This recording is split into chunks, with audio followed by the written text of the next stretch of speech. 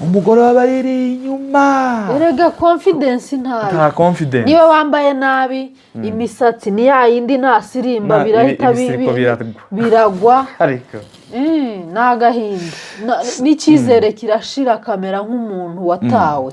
None ibipfirahi mwabagabo mwe bipfirahi.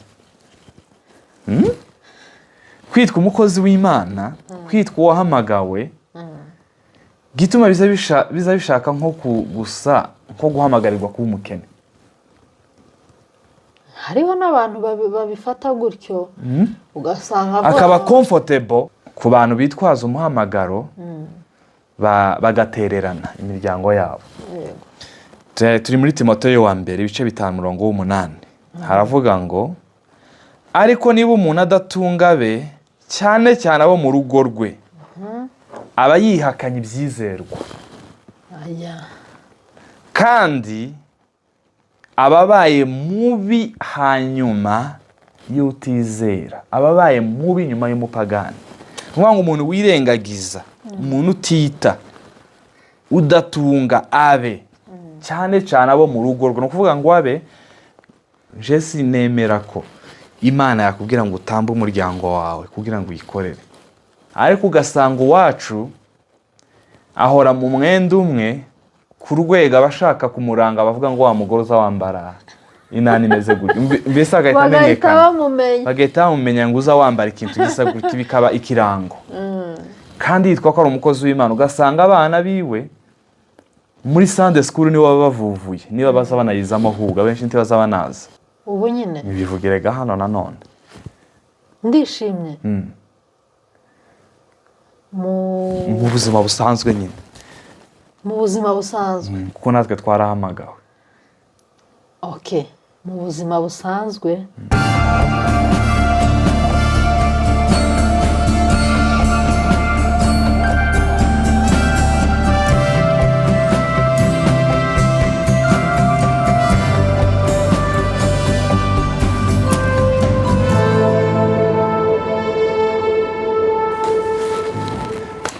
turabasuhuje inshuti zacu bakunzi babaho TV aho muherereye hose, muzo muri gukora byose, abari no muri Afrika, abatari no muri Afrika, abari hanze yayo.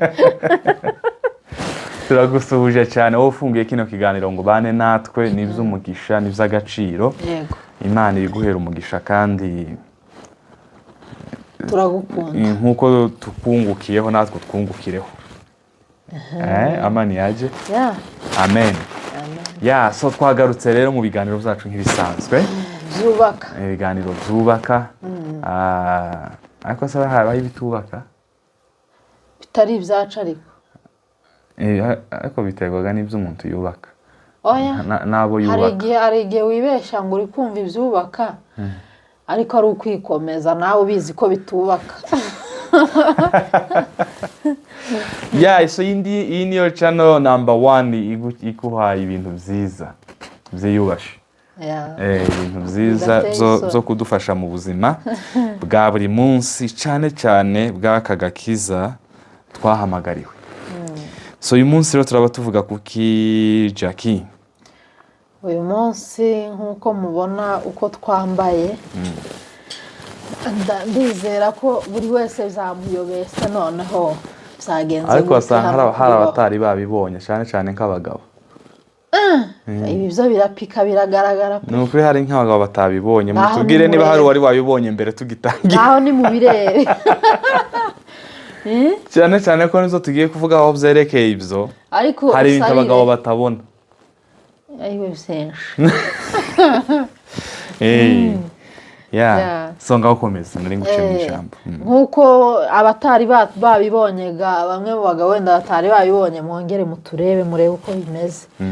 Ni ibintu bidafite injyana, bitajyanye, ukuntu yambaye ari smart nubwo atajya akunda kubyambara kenshi, ariko biramubera. So yambaye neza, araberewe, yambaye ikoti, karavati, ishati imeze neza na teyipasi. Nanjye uraha rero ukuntu umeze, maskini ya Mungu. Mama mboga. urabona ko nyine harimo itandukaniro. ya so tugiye kuvuga ku bagabo cyane cyane twibanda ku bakozi b'Imana. ubwo nituvuga abakozi b'Imana harazagira ngo abakozi b'Imana ni abasutsweho amavuta gusa bya bindi biri official, ariko turavuga abantu bose biyumva cyangwa bazi ko bahamagawe n'Imana. ubwo harazamo abapasiteri, harazamo abarimu, harazamo aba evangeliste, harazamo abayumbe, harazamo mbese abantu bose bumva ko bari mu muhamagaro wenda full time cyangwa part time. so apana babandi bo mu ikanisa gusa, hari aba member b'ikanisa, hakaba n'abakozi b'ikanisa. so turi kuvuga ku bakozi b'ikanisa. so abakozi b'ikanisa batazirikana kwita ku ngo zabo. so biyitaho ibo ubwabo binafsi. iwe ubwanje nkanje kuko nyine muyibona nkiyitaho, ugasanga hari amanitse amakoti y'amabara yose, fite modeli buri huzi yose isohotse, ngo ngombe nyibone.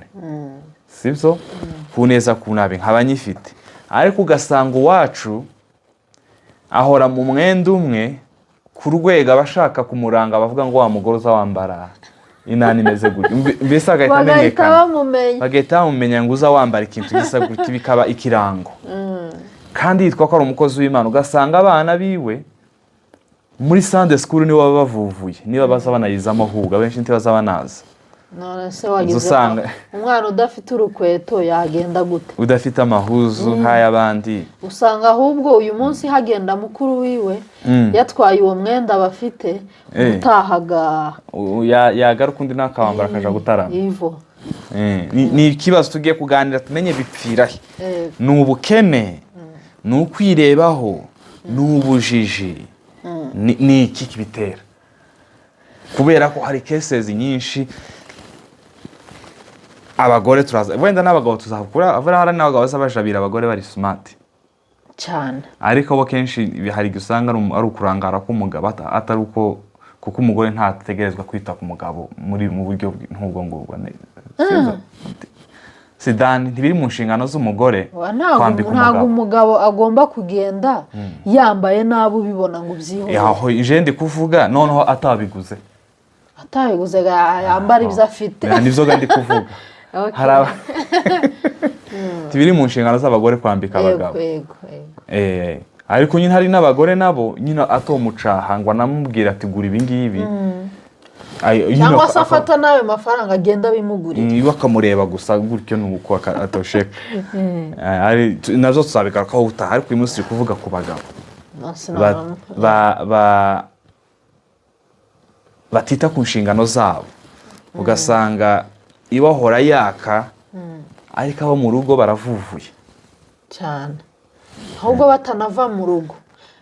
ni ukuvuga umugabo umeze gutya ntago ajya yikoza umugore we, kuko ntibagendana, ntibasa, nta nubwo wamenya ko ari umugore we. mu bitaramo by'umuhana ahubwo usanga abantu bibaza, se harya umugore wawe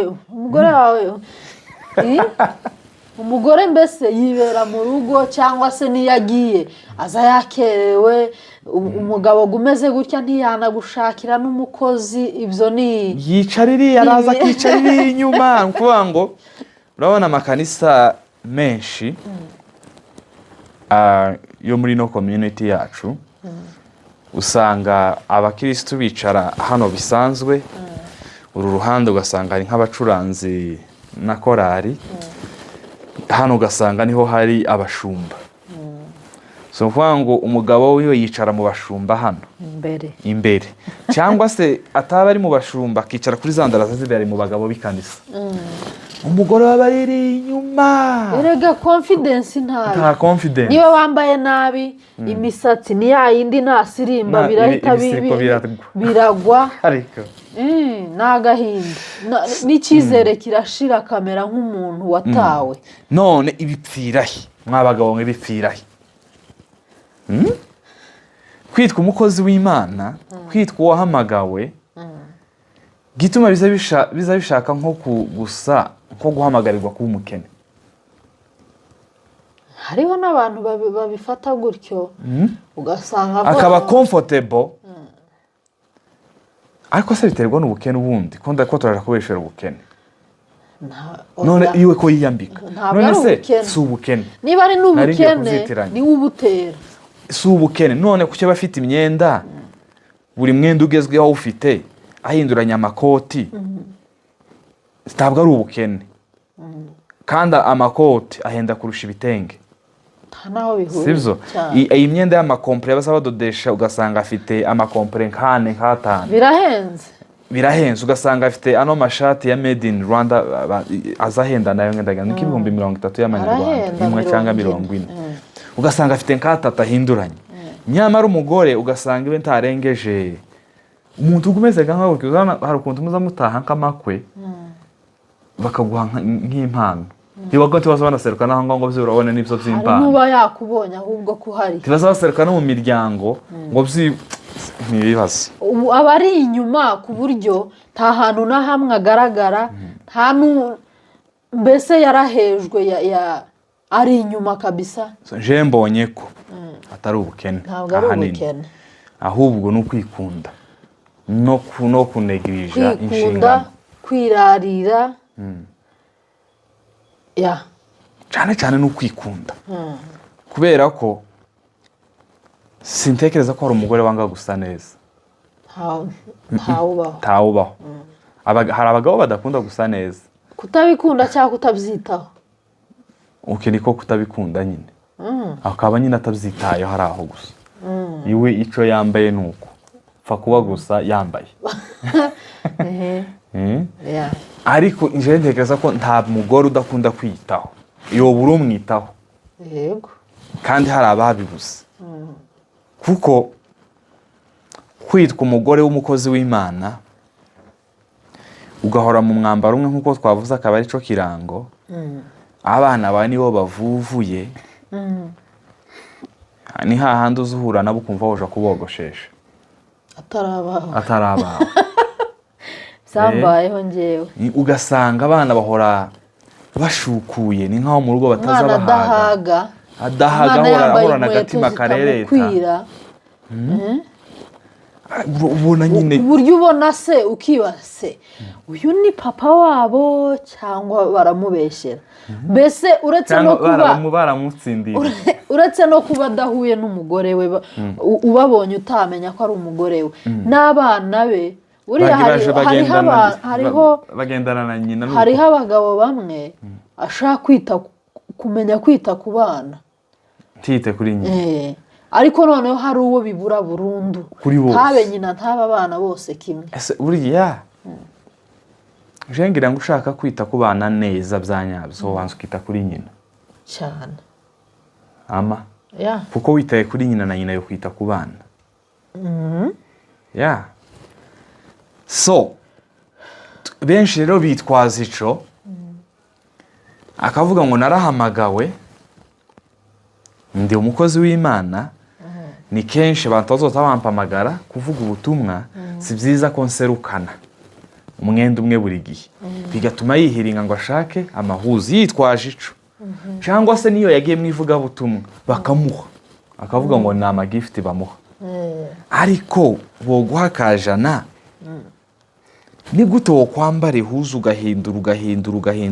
ugahindura umugore wawe agira umwenda azasengana n'iyinga agasimba rimwe agasenga n'undi akongera agasubira muri wa wundi ukumva biguhaye amahoro ukumva ari sawa ukaja n'imbere ukigisha abantu gukunda ingo zabo gukunda abagore babo ukigisha abantu urukundo rw'Imana umugore wawe ahorana ipfunwe mu bandi ahubwo ahari nyine aba yumiwe nta rukuntu ntabyumva nicyo gihe usanga abana bazakurira mu rugo bamara kuba bakuru bakanga ibintu z'Imana bakanga ibintu by'ikanisa bakanga Imana bakabibirara niho bihera kuko ukuntu yakuze abona yabonaga nyina ari indushyi nta kintu nta mwenda umwana afite avuga ati rero ubu buzima apana akavuga nyina bigatuma yanga kanisa yanga n'Imana kubera umuntu wabyitwayemo nabi. Reka dusome umurongo wa Bibiliya twumve icyo uvuga ku bantu bitwaza umuhamagaro bagatererana imiryango yabo. Turi muri Timoteyo wa mbere ibice 5:8 haravuga ngo ariko niba umuntu adatunga be cyane cyane abo mu rugo rwe aba yihakanye ibyizerwa kandi ababaye mubi hanyuma y'utizera, ababaye mubi nyuma y'umupagani. Ngo umuntu wirengagiza, umuntu utita, udatunga abe cyane cyane abo mu rugo rwe. No kuvuga ngo abe nk'ubu ngubu no kuvuga ngo abanje, no kuvuga ni imiryango extended family, ababyeyi banje, abavandimwe, iwanyu nawe ubwawe gutyo. Iyo ni extended, tutabita noneho by'akarusho direct abo mu nzu ye. Noneho umuntu biba bivuze ngo aba ari hanyuma y'utizera, aba yihakanye ibyizerwa. bikumva ngo uko urugo rwanje rusa, uko rugaragara, nizo byerekana urwego nizeraho ibyizerwa cyangwa urwego nizera Imana, nubaha ibyanditswe, nubaha Imana. Uko bagaragara ugereranyije nanje. Kubera ko abantu benshi barasezeranye, bazabasezerana ngo bazabana mu bino mu byiza, bazasangira akabisi n'agahiye. Hari n'abaza bavuga ngo akara ko mu mara yanje, akavuga ko mu magufa yanje, ariko byagera hariya akamaba nyene naka. Kandi usanga abo bantu urukundo atari rwinshi nk'uko wari uvuze, ntibaza banagendana n'abagore babo. Urukundo rurimo. Uvuga ngo usanga ikanisa riri hano, umwe akagenda mbere undi akagenda nyuma, gutaha umwe ataha mbere aranza akanamwohereza akatigenda ndaje. Ntibashobora kugendana mu nzira kuko ntago bihura. Tibihura. Abamukweba. No mu rugo nyine usanga abashizi baje, umugore abaririya baba bameze nk'umuntu nyine, umugore aba ameze nk'umuntu bagiriye faveri ngo abaho ngaho. Nimpuwe bamugiriye, ni nk'ucumbitse. Aba ameze n'ukwihoma cyane, aba ameze nk'umwihomaho. Ni ukuri bagabo bameze gutyo. Tugende twisubireho. Byose biba byapfiriye mu kudakundana. Akindi nanje uko mbibona, nanje ukundi biba byapfiriye mu bujiji. Mu bujiji. Okay, so ubujiji bwo kuvuga ngo iki ni iyo umwana azi ubujiji aba yumva ari igitutsi. Ariko kudasobanukirwa. Kujijwa muri make, kudasobanukirwa. Gumenye iyo umuntu ahamagara, kuko buri umuhamagara utangirira mu nzu. Uja gutunganya ibyo hanze atangirira ku byo mu nzu. Niko ijambo ry'Imana rivuga. Ntabwo umuntu yo kwita ku ishengero ry'Imana atarabasha kwita kubo mu rugo rwe. Ntabwo umuntu yozana iterambere mu itorero atararizana mu rugo rwe.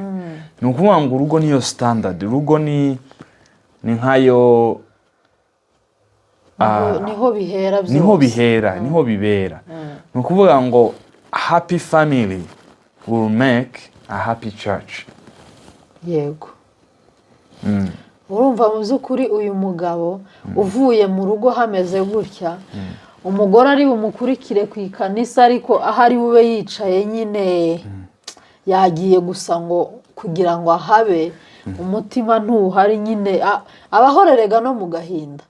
Rero iyo akubonye hariya imbere, wenda urimo urigisha cyangwa se urimo urakora ibindi, nyine ntago abihuza. Ariko uzi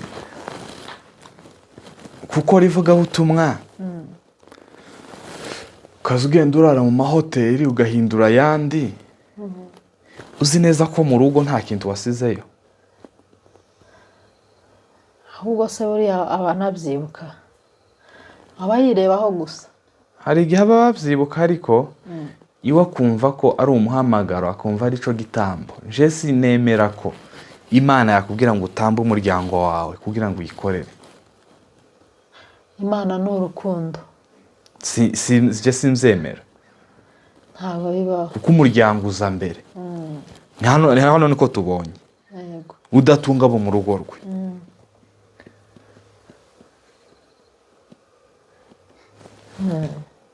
ngo aba yihakanye ibyizerwa.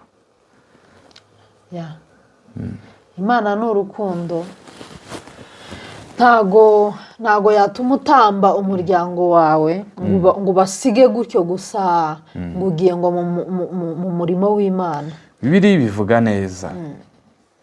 Pawulo mu Bakorinto aho yavugaga ushaka gukorera Imana nta kindi kintu witayeho ni byiza ko udashaka. Ariko aravuga niba ushatse devotion cyangwa commitment, ubwo ni ubwitange, reka tuzite urukundo rwawe ruba rugabanyitsemo kabiri. Kuvuga ngo urwo wakundaga Imana hari urwo uyaka ukaruha umuryango niko bitegetswe. Nuvuga ngo ubu baye divided. Ariko wumva utiteguye kwita ku muryango, wiwutangira korera Imana. Aho ngaho uzambara urimbe, uzagenda amahanga, ntawe ukubaza ngo ese kutanyitayeho, nushaka tuzanakodesha inzu cyangwa ngo wubake uzaba murara umwaka umwe mu mujyi nka Pawulo nyine, uje ahandi umara imyaka ingaha, aho ni sawa. Ariko iyo wamaze kugira umuryango, hari ikindi n'undi muhamagaro uba ugize kandi ugomba kwitaho, nawo ni umuhamagaro. Hariho rero ababyitwaza bakavuga ngo erega mu muryango ngo ntumbere imbogamizi y'umuhamagaro. Akumva mbese urwo rukundo agombwa n'umuryango we cyangwa kwita ku muryango we, akumva ko ahubwo bishobora kumubera ikigusha. Uvuga ngo washatse umugore uvuga ko ari impano y'Imana. Hari benshi bazavuga ngo naranamusengeye ngo iki niha. Kwanza n'abantu bari muri iyo cadre azashaka yabanje gusenga, agashaka yahakikishe ko abonye ariyo yasengeye. None se aza kukubera gute ikigusha umuhamagaro. Imana yobuye ikintu kizokugusha kandi ariwe waramusengeye. So ndabona harimo kujijwa, harimo kwikunda, harimo no kudasobanukirwa iby'ijambo ry'Imana rivuga ku murimo wayo no ku muryango. So nukuvuga ngo mu bintu byose dukora umuryango uza imbere, kubera ko umuryango, iyo tuvuga umuryango turi kuvuga ngo habanza umugabo n'umugore. Hari abavuga ngo umugabo n'umugore n'abana. Abana ntabwo iyo umuntu yabaye umugabo n'umugore, uwo ni umuryango wuzuye. Abana biyongera ku muryango. So Bibiliya itubwira neza ko urugo ari representation ya church, bikaba na representation y'ijuru. Sibyo? So iyo tuyifashe uko dushaka, tuba turi kumurisipresentinga church. Twabonye ni wa munsi twari ko tuvugana tuvuga ngo Bibiliya itegeka umugabo gukunda umugore we, ndetse iranavuga ngo ushaka kwikunda akunde umugore we. Niwo murongo nyine muri Bibiliya wigisha umuntu kwikunda, ni umugabo gukunda umugore we. So twari turi kuvuga ku myambaro, ariko turusha ngo twari tugiye na deep. Wenda twavuzeho usanga nyine umuryango utari stable cyane. Niba abantu udashobora gusengana n'umugore mu rugo, mwasengana gute? Tibari kuri level gazimwe. Ni ukuvuga ahubwo uno mugabo dusesenguye neza usanga agendana n'abandi bagore cyane. Ni ukuvuga ngo ugasanga yisanzura ku bandi bagore. Kuko uwiwe akagenda akabagenda inyuma. Uwiwe ntameze nk'aharuwe, ariko hari abandi bambaye nkawe bajanye nawe. Rero nibo bari ku rwego rwe, ni nabo bagendana, ni nabo ushaka gusanga ari naba anagisha inama rimwe na rimwe cyane, abo bamutorera amahuzo. cyane. Imana itubabarire, Imana ibababarire. Rero ndavuga ngo dusoze dusoze ikiganiro tutarakara bikaba nabi, ariko si uburakari bubi, ni uburakari bw'ifuhe. Abagabo bameze gutyo tugende twisubiraho. Nitwisubiraho tuzahesha umuhamagaro wacu agaciro, tuzahesha Imana agaciro, tuyiheshe n'icyubahiro, tugire n'imiryango yishimye, tuzagira imiryango yishimye y'intangarugero.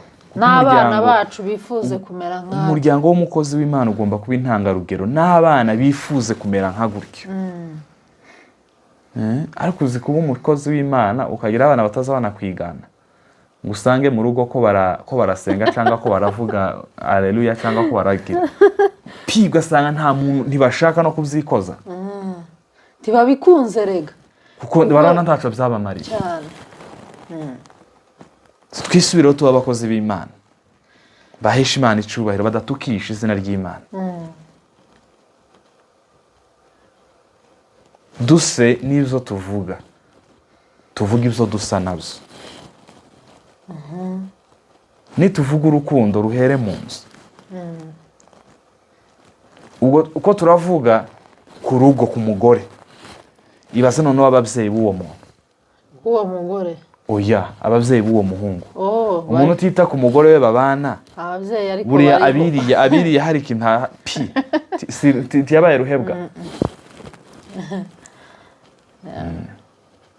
Wowe unaniwe kwita kuwo mubana mu nzu, abantu basanga mu nzu, ukaja kwita kuri uriya hirya, noneho unisaziye.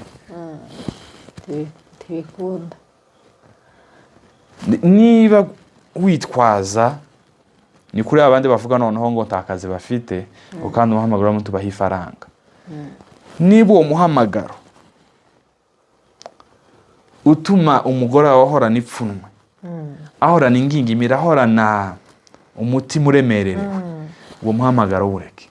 Banza uwureke, banza ugende utunganya iby'imuhira, nibimara gutungana ubone kuja hanze.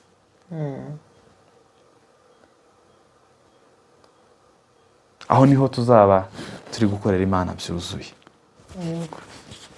Aho niho tuzagira n'abagore badushigikira, badusengera. Reka abantu bameze gutyo, ukabagora zabasengera iyo mwagiye mwivuga ubutumwa. Watangira gute? Wahera hehe? Nta mutima wabona wo gusengera uwo muntu.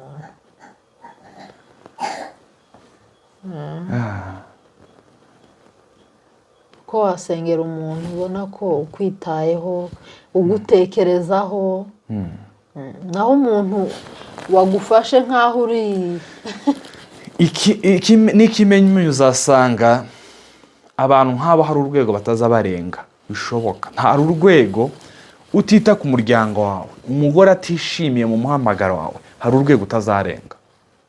Niyo uzoteka mu buyagashe, niyo uzorara muri uzu usenga. Biri muri Bibiliya, musome muri Petero. Kuvuga ngo umugore utishimye, umugore ufite ikintu against you, bibloka amasengesho, bibloka inzira nyinshi. Ni ijambo ry'Imana. Kuvuga ngo hari urwego utarenga. Hari igihe ga social media zaraje, umuntu avuga basigaye none banifosinga guhohotera, cyangwa kuvuga utuntu dusekeje, kugira ngo babapostinge bamamare. Yabona yamamaye gutya abantu bawumenya, akagira ngo yageze ku rwego, akagira ngo yazamutse mu ntera. Wagize se ngo hari umuntu uzwi kurusha Satani? Bimugira umwere se?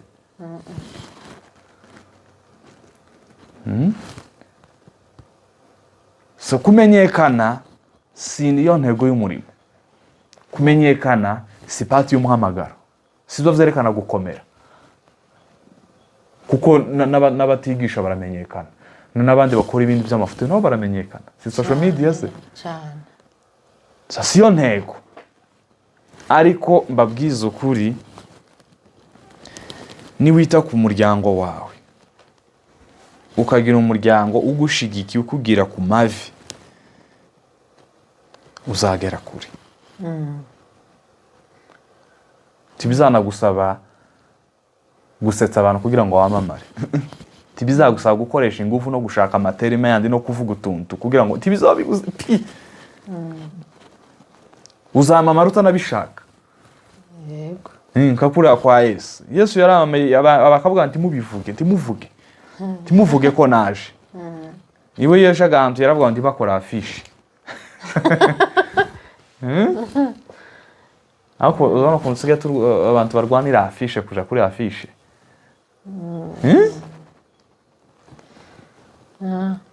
Iriya mu rugo pi. Nuvuga ngo nukubona umuntu ku gatuti bakwereka iwiwe n'umugore wiwe ukagira ngo ni prank. Cyane. Mani tubabarire. Reka dusoreze navuze cyane. Byari bikwiriye. Ko ni amagambo y'ubwenge kandi yo gufasha. So tubanze tugushimire nawe. Wakoze cyane kubw'amagambo y'ubwenge. Wowe urishimye umeze neza? Ubu nyine Bivugirega hano nanone. Ndishimye. Mu buzima busanzwe nyine. Mu buzima busanzwe. Kuko natwe twarahamagawe. Okay. Mu buzima busanzwe ndi umugore wishimye. Yego. Nkwitaho se? Urabikora cyane. Usibye? Urabikora cyane. Usibye nyine? Nta kuna usibye. Sumeze neza. Yego. Sawa. Nakomeza. Yego. Mwakoze cyane ikiganiro cy'uyu munsi nyine nuko kigenze cyabaye seriye. Mwakoze kudutegera kuhera dutangiye kugeza dusoje. Imana ibaha umugisha kandi ikomeze ibane namwe abumvise inyigisho bashaka kubikora bafite umuhate wo kubikora no kwisubiraho. Imana yo mu ijuru ibashoboze mu izina rya Yesu. So turabashimiye cyane. So dushimira mwese abakozi b'Imana. Imana ikomeze ibagure, ikomeze bakoreshe ibikomeye, ikomeze ibaha umugisha n'imbaraga n'ubutwari bwo guhagarara muri ibi bihe bikomeye. Kandi twongera kuvuga ngo imbaraga z'itorero zikomoka mu muryango. Yego. Turabashimiye mugire ibihe byiza muhahe muronke. Turaza gusengera abo bagore bafite ibyo bibazo batameze neza baremerewe n'imihamagaro y'abagabo babo. Yego. So Imana ibaha umugisha turi kumwe turabakunda ibiganiro nakagaruka.